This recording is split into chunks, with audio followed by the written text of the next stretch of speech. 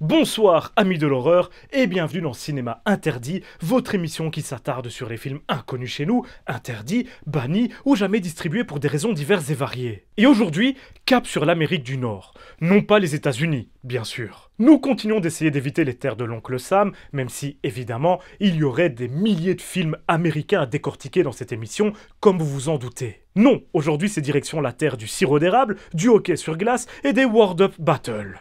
Donc, enfilez vos manteaux les plus chauds et vos paires de moufles, car ça va se refroidir considérablement dans les prochaines minutes. Et pas seulement à cause de la température, mais également à cause du film dont nous allons parler dans cette vidéo. Une sorte de Rape and Revenge à l'ancienne, au doux relent de nihilisme de cinéma d'exploitation, une œuvre qui ne paye pas de mine quand on la regarde de loin, mais qui se révèle beaucoup plus méchante et cruelle quand on s'approche d'un peu plus près. Attention, ça va devenir vrai dans cette pièce pour quelques instants. T'entends ? C'est parti pour The House by the Lake ou Death Weekend. Générique.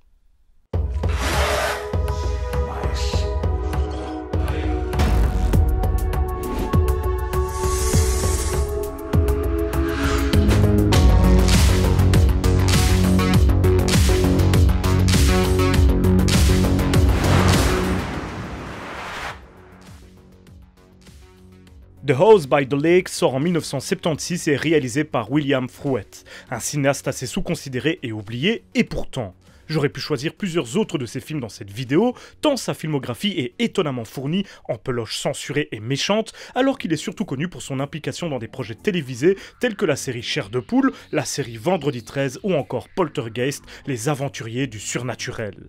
Non, moi, j'aurais déjà pu vous parler de son premier film, le très bon Wedding in White avec Monsieur Donald Pleasence, s'il vous plaît, dans le rôle d'un père qui tente de protéger sa réputation et sa fille, tombée enceinte après un viol commis par un ami de son frère. Pas vraiment réjouissant comme pitch. Le film est très réaliste, très cru et ne s'embarrasse pas de fioritures pour traiter son sujet très difficile dans un drame douloureux qui flirte parfois avec l'exploitation mais qui se voulait bel et bien sérieux. Un film aux revendications sociales et qui dénonce avec une certaine rigueur une situation réelle dans le Canada de l'après-guerre, notamment sur le regard porté alors aux femmes, sans nous épargner quelques scènes assez dures. Malheureusement, ce sera un échec commercial cuisant et ça poussera William Fruet à s'enfoncer de plus en plus dans le genre pour payer ses factures, lui qui à la base rêvait d'offrir au Canada une longue lignée de longs métrages honorables.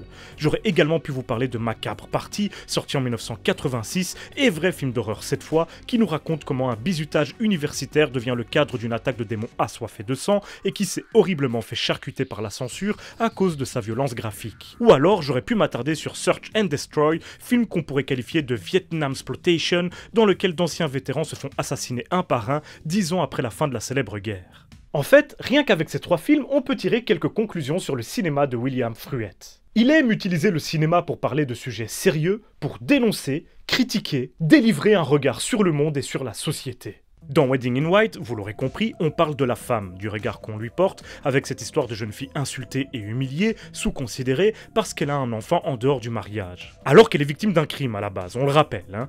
À travers cette histoire, il juge une époque, une mentalité, une société.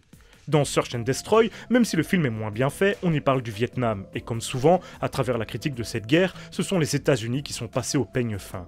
Et même dans Macabre Party, avec cette histoire de démon qui fout la merde lors d'une soirée étudiante, Fruet livre un regard acerbe sur ces bizutages universitaires, sur ces conventions dégradantes appliquées par tradition et la façon ô combien particulière dont celles-ci s'appliquent aux femmes, comme par hasard. Et en vrai, on peut appliquer ce raisonnement à bien des films, téléfilms ou épisodes de séries télé réalisés par Fruet. Car s'il s'est dirigé vers le cinéma de genre dans le sens commercial du terme ou d'exploitation avec le temps, par défaut, à la base, il aspirait plutôt à du cinéma sérieux, très réaliste, très honorable, et on retrouve ce traitement dans la plupart de ses œuvres. Dont celle du jour dont je vais enfin pouvoir commencer à vous parler. Mais j'aimais bien cette intro, quelque chose d'un peu solide, d'un peu sérieux. The House by the Lake nous fait suivre Diane, une jeune femme au caractère bien trempé, invitée par Harry, un dentiste sous son charme, pour un week-end de fête sur sa majestueuse propriété qui comprend sa maison au bord d'un magnifique lac. De nombreux invités sont prévus pour ce qui s'annonce être une méga fiesta. Sur le chemin pour son luxueux terrain, à bord de sa splendide corvette de sport, il croise la route d'une bande de voyous qui se mettent à les défier en bagnole. Manque de chance pour eux, Diane est une experte en automobile, bien meilleure conductrice que le pauvre Harry qui n'emmène pas large, et elle enverra les rustres dans le fossé après les avoir humiliés tout le long de la course. Les voyous, et surtout Lep, le leader, blessés dans leur ego, partiront alors à leur recherche, bien décidés à se venger. En plus de cette menace, Diane devra supporter la lourdeur de Harry, un sacré filou, puisque la promesse d'une fête était en réalité un subterfuge pour attirer la belle dans sa demeure et la voir rien que pour lui le temps d'un week-end. Espérant l'impressionner via ses somptueuses possessions, sa maison, sa voiture, son bateau et tout le reste, il ne prendra pas très bien qu'elle repousse ses avances. Autant dire que le week-end de Diane n'est pas aussi amusant qu'elle ne l'espérait au départ. Bon, vous l'aurez compris, les personnages masculins de ce film sont tous des machos orgueilleux finis à la pisse, et Diane, qui est un personnage fort et plutôt bien écrit, n'est perçue par eux que comme un morceau de viande, un vulgaire objet, du début à la fin. Notre groupe de voyous, sorte de nihilistes anarchistes ou ce que vous voulez du même genre, qui pensent avant tout à semer le chaos, bien plus qu'à s'enrichir par exemple, joue évidemment ce rôle-là. Leur chef, Lep, ne voit en Diane qu'une femme qui a osé le défier et qui l'a battu. Lui, le mâle viril et puissant. C'est d'ailleurs cela qui déclenchera sa colère et tous les événements malheureux qui suivront, c'est ce qui le poussera à la poursuivre et à s'en prendre violemment à Harry et elle. Il voudra la soumettre, lui montrer qui est le plus fort, qui est le patron, qui est vraiment supérieur à l'autre, blessé dans son ego par la défaite cuisante qu'elle lui a infligée. Il n'y a qu'à voir comment il réagit lorsque l'un de ses propres potes lui fait remarquer qu'il s'est fait battre par une fille.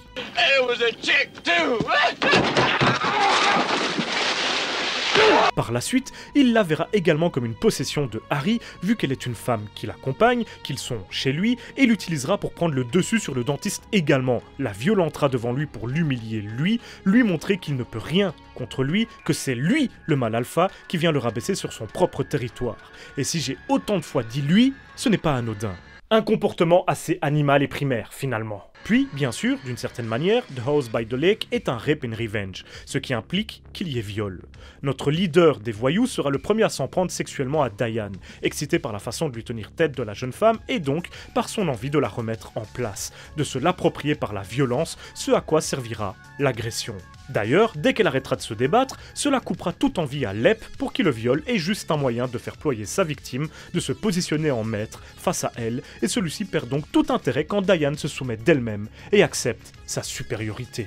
Selon lui et sa psyché malade, bien sûr, pas selon la mienne. Je précise au cas où. Par la suite, il ordonnera à sa bande de se partager Diane un par un, ce qui donnera une scène moralement abominable, mais mise en scène comme un téléfilm de l'après-midi, donc visuellement assez soft. Encore une fois, en faisant cela, il traite Diane comme une possession, sa propriété, qu'il peut utiliser selon sa volonté jusqu'à la prêter aux autres hommes qui sont eux-mêmes ses sbires, dont il est le chef. C'est donc ainsi que Lep réfléchit et voit le monde. Il tente juste de soumettre les autres, de leur montrer à quel point il est au-dessus d'eux, et s'il voit les hommes comme des victimes ou des larbins, il voit les femmes comme des trophées ou des objets. Et on sera tous d'accord pour dire que Lep est une sacrée grosse merde bien fragile. Mais ce n'est pas le seul. Harry, le dentiste, présente une particularité assez unique. Il est une victime de nos crapules, au même titre que Diane, mais il est, comme notre bande de salauds, un homme sexiste, à la limite de l'agresseur, et voit également la jeune femme comme une propriété, ou du moins une conquête, pas comme un être humain à part entière. Et il lui causera également du tort, de plusieurs manières. Déjà, il lui ment pour l'attirer chez lui, dans le seul but de se la taper. Désolé pour l'expression. Il n'a jamais l'intention de vraiment construire quelque chose avec elle, ou même ne s'intéresse jamais réellement à elle. Il pense avoir un ticket et n'a qu'une idée en tête, le concrétiser. Le reste n'a aucune importance. Donc, il lui ment en parlant d'une fête à laquelle participent de nombreux invités, puis tente de montrer sa supériorité en exposant ses richesses et ses possessions, ce qui n'aura pas l'effet escompté, puisque non seulement Diane n'a que faire de ses artifices, mais en plus, elle finit par en avoir assez de cette relation superficielle et remet Harry en place à plusieurs reprises, ce qui l'agacera et le blessera dans son ego, exactement comme Lep. Plusieurs fois, elle s'amuse de son sentiment d'infériorité par rapport au médecin en tant que dentiste et remet en question la qualité de ses possessions, que ce soit sa demeure, dont il est très fier, sa décoration hors de prix ou même ses voitures et son bateau, qu'elle manipule et connaît bien mieux que lui. Sa réponse à toutes ces moqueries, volontaires ou non, c'est avant tout lui qui se sent moqué et rabaissé parce que sa parade orgueilleuse ne fonctionne pas, sera d'ailleurs d'une méchanceté à toute épreuve. Il ordonnera à Diane de quitter les lieux et refusera même de l'accompagner alors qu'elle n'est pas véhiculée et qu'ils ont passé plusieurs heures sur la route pour arriver là. Bon, c'est de la vengeance pure et dure, en plus d'être de la culpabilisation, puisque c'est fait comme une punition. Littéralement, tu as été méchante avec moi, tu as refusé mes avances, donc je ne te raccompagne pas, dégage. Tu as intérêt à bien regretter de m'avoir mis sur les roses. Mais le pire, c'est que notre vilain Harry a caché de nombreux passages secrets dans sa demeure, ainsi que des miroirs sans teint, derrière lesquels il peut se cacher pour observer ses visiteuses et surtout les prendre en photo à leur insu quand elles sont nues sous la douche ou en sous-vêtements dans la salle de bain.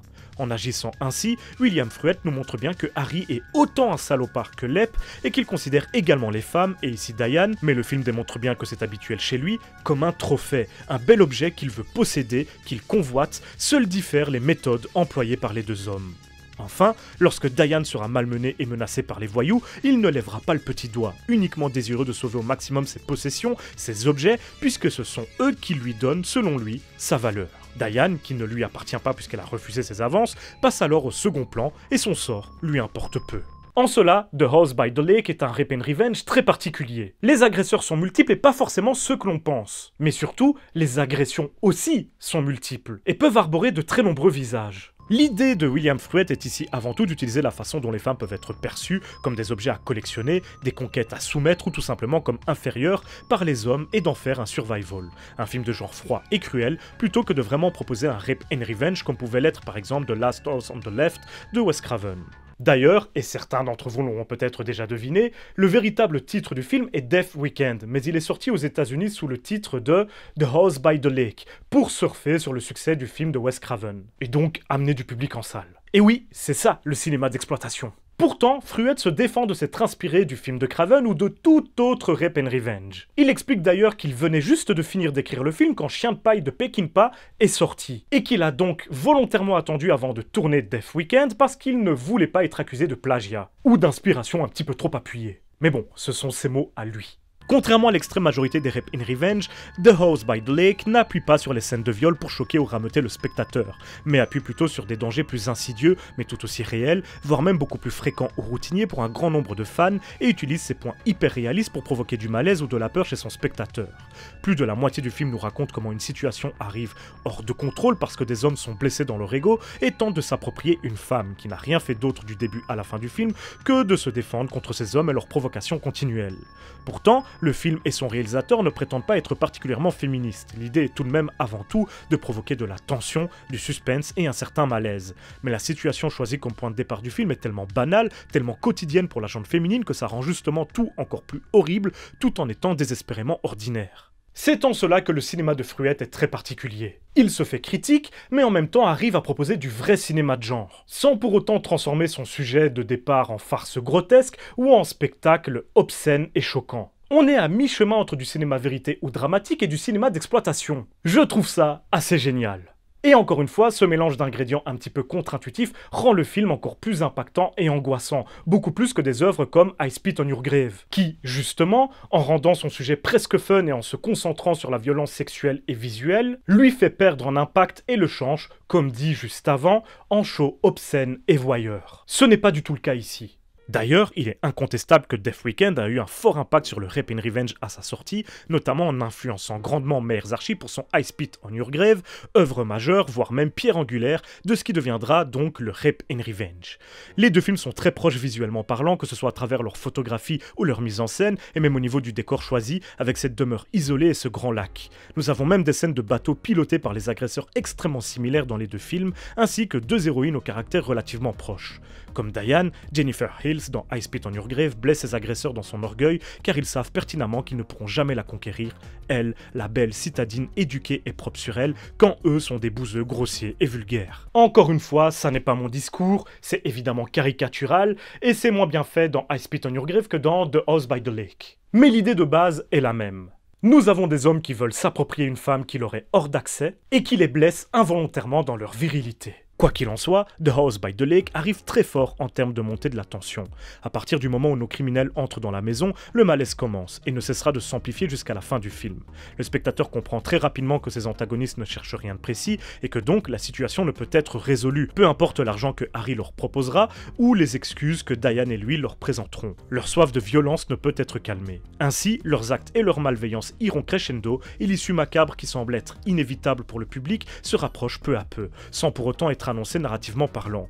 C'est là la force de l'atmosphère étouffante que William Fruet a réussi à instaurer. Celle d'une soirée qui tourne mal pour une jeune femme sans cesse prise d'assaut par un groupe de lourdeaux qui refusent de se contenter d'un non.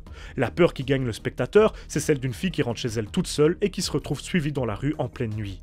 C'est celle d'une femme dont le mari, ou un ami, ou un collègue, ou un inconnu pique une grosse crise de colère durant laquelle elle se demande comment tout cela va finir, si la fureur de l'homme va se transformer ou non en violence. Bref, cette violence, cette angoisse communiquée au spectateur, c'est celle d'une situation devant laquelle nous n'avons aucun contrôle, à laquelle nous pouvons seulement assister, impuissants. Et ça, c'est terrifiant. Et je trouve très fort que le film arrive à faire ressentir cela à son spectateur, y compris aux hommes, forcément. Et cela permet également de nous questionner quant à des comportements que l'on pourrait estimer anodins, mais qui sont en réalité extrêmement violents envers les femmes. Et ça, c'était donc déjà vrai en 1976, bien des années avant MeToo. The House by the Lake est un film visionnaire. Mais ne vous inquiétez pas, le film peut aussi être vécu comme un bon film d'exploitation, un survival angoissant sans sous-texte, même si pour le coup, son intrigue et son discours sont entremêlés et se nourrissent l'un l'autre. Et c'est de ce lien que naît cette terrible tension. Mais il propose également quelques scènes gore, surtout durant la vengeance de Diane, que je n'ai pas évoquée jusqu'ici. Après tout, nous sommes dans un rape and revenge. Mais finalement, ce n'est pas tant une vengeance que le seul moyen de survivre pour Diane, et moralement, selon moi, cela fait toute la différence, car Diane ne devient jamais une vengeresse meurtrière, elle est juste une victime qui tente de survivre, et cette nuance est très importante.